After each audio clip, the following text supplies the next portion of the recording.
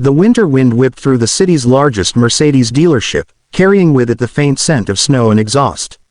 Salesmen in crisp suits huddled by the glass doors, waiting for customers who could afford luxury on wheels.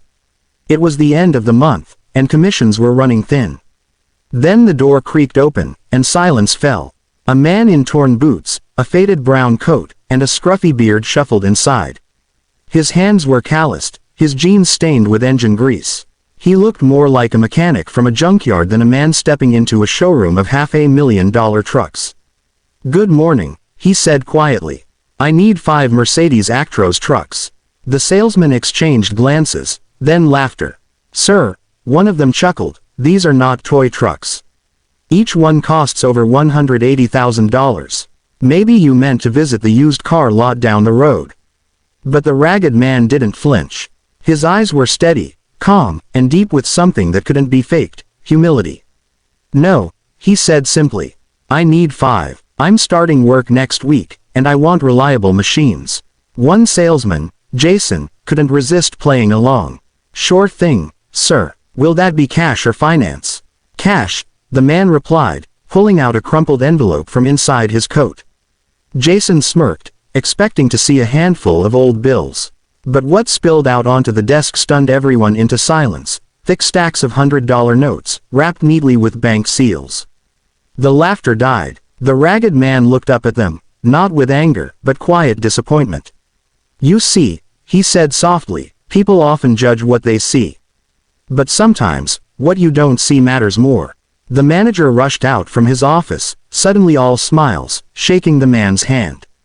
"Sir, please, have a seat. We'll bring you coffee." "You said 5 trucks." The man nodded. "Yes, but I think I'll take 7 now." When the paperwork was done, Jason, still red with embarrassment, helped load the documents. Curiosity got the better of him.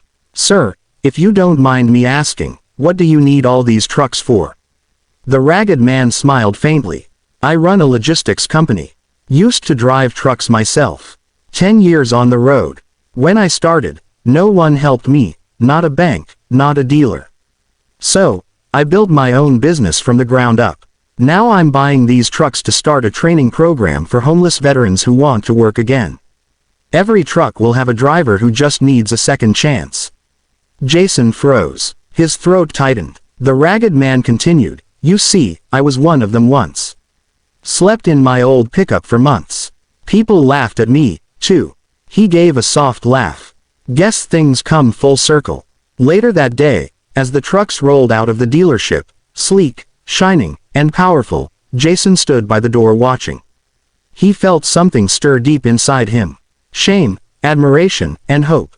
The next week, a headline flashed across local news: "Homeless veteran buys fleet of Mercedes trucks to employ dozens of ex-soldiers." The dealership was mentioned too, but not for the reason they wanted. Salesmen who laughed now praising local hero. Months passed, and Jason found himself volunteering weekends at the Ragged Man's Foundation, teaching financial literacy to the men and women who worked there. One day, he asked the man, "Why didn't you get angry that day? You could have humiliated us." The man smiled. "Because I remember what it felt like to be looked at the way you looked at me. And I promised myself, I'd never make someone else feel that small." Jason nodded slowly. "You changed me that day." The man's voice softened. "Kindness usually does, but only if you're ready to see it." As the sun dipped below the horizon, rows of gleaming Mercedes trucks stood lined up, engines humming like heartbeats, each one driven by someone who once thought their story was over. And the ragged man, standing tall beside them, proved that dignity doesn't come from the clothes you wear but from the heart that refuses to give up on people who've been forgotten.